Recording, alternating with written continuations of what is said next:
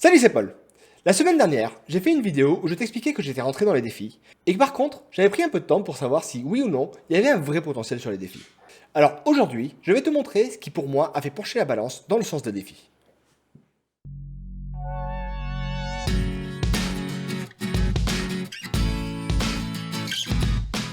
Je vais tout de suite mettre un petit avertissement sur cette vidéo.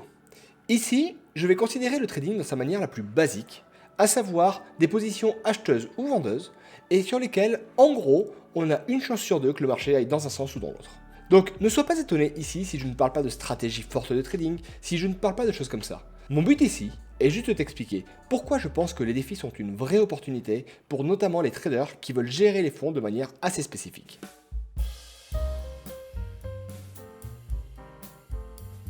La principale question qui m'a intéressé quand je me suis intéressé au défi, c'est de savoir si, oui ou non, je pouvais réellement gagner de l'argent avec. Et pour ça, effectivement, on pouvait regarder les témoignages à droite à gauche pour savoir ce que les gens en pensaient. Mais le souci quand on fait ça, c'est que très souvent, on entend soit ceux qui ont très largement réussi, soit on entend ceux qui au contraire pensent que ce n'est qu'une arnaque. Mais à côté de ça, on n'a pas les informations pour savoir si ces gens-là sont compétents, quelles sont les méthodes qu'ils ont utilisées, les choses comme ça. Du coup, je trouve cette approche un peu trop limitée. Et du coup, de mon côté, ce que j'ai fait, c'est que j'ai tout simplement largement simplifié le schéma et je me suis tout simplement posé des questions de manière très basique. Tu vas voir ça.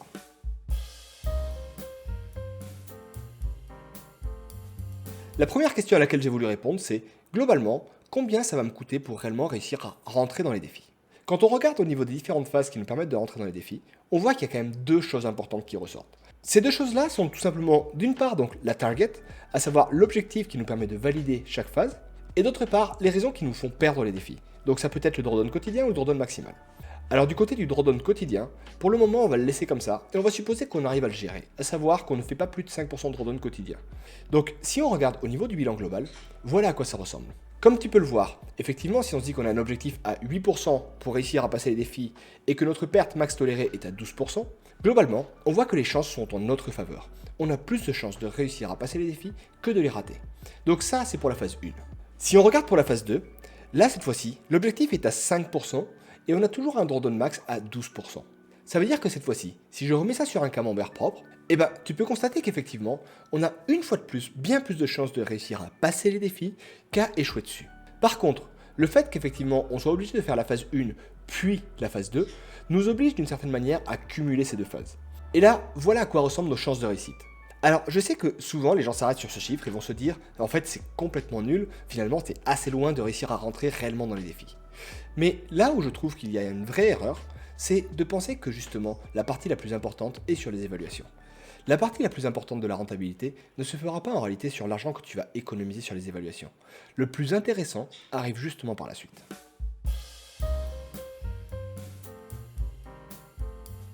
L'avantage avec les défis, c'est que notamment par la suite, tout ce qui concerne les pertes ne sera plus supporté par nous, mais sera supporté par les propres firmes.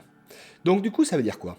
Ça veut dire que si de ton côté, à un moment donné, tu commences à faire une perte de 12%, donc sur 300 000 euros, les 36 000 euros de perte qu'il y aura ne seront pas supportés par toi, mais par la propre firme. Par contre, de ton côté, toi, ce que tu vas devoir supporter, c'est le fait que tu sortes et qu'il faille que tu recommences à passer les évaluations pour pouvoir trader. On va une nouvelle fois partir du principe qu'on n'est pas en train de faire du trading à proprement parler, mais juste un peu de maths. Et donc, supposons que, de ton côté, tu te dises qu'un bon objectif est à 1%. Donc, qu'est-ce que ça veut dire? Ça veut dire qu'en gros, toi, tu vas t'arrêter de trader quand tu auras gagné plus 1%, et par contre, tu perdras les évaluations quand tu auras 12% de perte. Voilà à quoi ressemblent tes chances de réussir à atteindre le 1%. Comme tu peux voir, les chances là par contre sont largement en ta faveur. Et maintenant, si on rapproche ça un petit peu avec des chiffres, voilà à quoi ça ressemble. Pour te montrer la rentabilité globale, je vais partir sur le cas le plus défavorable de tous, à savoir celui où tu cherches à accéder à un compte à 5 000 $. Pour accéder à ce compte à 5 000 $, donc son prix de base est de 50 $. Par contre, comme on a vu qu'on va probablement se planter un petit peu au milieu, le coût réel sera bien plus élevé que ça. Ça devrait représenter environ 125 $ en moyenne. Là-dessus donc, ça va nous permettre par la suite de gérer un capital total de 5 000 $. Et de l'autre côté, on va viser un rendement plutôt sécurisé, à savoir du 1% par période. Donc globalement, qu'est-ce qu'on peut espérer gagner? En fait, si on regarde ici, au niveau de l'entrée, comme on peut le voir, on va effectivement se retrouver là, avec une perte qui devrait être d'environ 125 $ pour entrer, parfait, et celle-ci, elle est complètement à notre charge, c'est nous qui la portons entièrement. Par contre, une fois que tu es rentré, sur la période 1, ce qu'on va chercher à faire, c'est tout simplement d'avoir un rendement de 1%. 1% de 5 000 $, ça représente 50 $. Alors évidemment, sur celui-ci, le partage n'est pas à 100% en ta faveur. Tu vas récupérer 75% de ce que tu auras gagné. Mais ce que tu dois savoir, c'est qu'une fois que tu as passé le premier mois de trading, tu vas effectivement également récupérer les frais que tu auras eu pour ton inscription. Donc ici, les 50 $ qui t'auront permis de rentrer dans ces défis-là, finalement vont être remboursés. Et donc là, cette fois-ci, tu vas récupérer donc les 75% de 50 $, mais aussi les 50 $ d'inscription. Et donc dans ce cas-là, te voilà donc avec un bénéfice de 87,50 € sur le premier mois. Alors, si on regarde au cumul, effectivement, sur ce premier mois, on est encore légèrement perdant en ayant fait 1%. Par contre, ce qu'il faut savoir, c'est qu'à partir du deuxième mois, quand tu commences à faire ton 1% de bénéfice, effectivement, là, tu commences enfin à être rentable. Alors, pourquoi est-ce que je reste sur du 1%? Le 1%, l'avantage, c'est que globalement, si on schématise très fortement les choses, ça veut dire que vu que ton objectif est à 1% et que tu perds si tu arrives à 12% de perte au global, eh ben, tu vois que les chances sont largement en ta faveur. Et donc, en théorie, tu peux espérer rester quasiment une année entière sans te faire sortir du défi.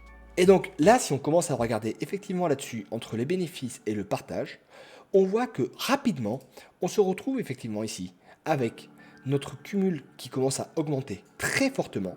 Et on voit qu'effectivement, en faisant ne serait-ce que 1% par mois sur 5 000 $, on arrive le 3 à 4e mois à déjà avoir doublé le capital. Et maintenant, si on part sur un exemple un peu plus intéressant, qui est notamment celui du compte à 300 000 $, et qui lui par contre coûte 1389 $ par essai, quand on regarde au niveau de sa rentabilité, voilà ce que ça donne. On a toujours nos frais d'inscription, on a toujours du coup le capital à 300 000, on a toujours notre objectif à 1%. Au global, donc, ça devrait nous coûter environ, en moyenne, 3500 $ pour rentrer.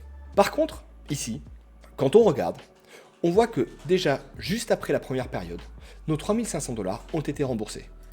Et du coup, quand on regarde après au niveau du rendement global, on se rend compte que ne serait-ce qu'en visant du 1% par mois, on arrive très rapidement à avoir une rentabilité énorme. Et en fait, quand on rapporte ici notre cumul par rapport à notre investissement réel qui était de 3400 € ici, on se rend compte que très rapidement, on arrive d'une part à sécuriser notre fonds initial et par la suite, on arrive à avoir des rendements qui sont très importants.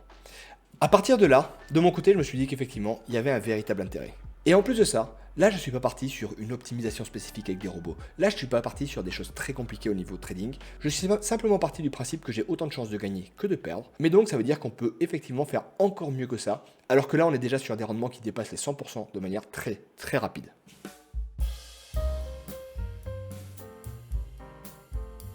La gestion des règles est probablement la partie qui risque le plus de te planter.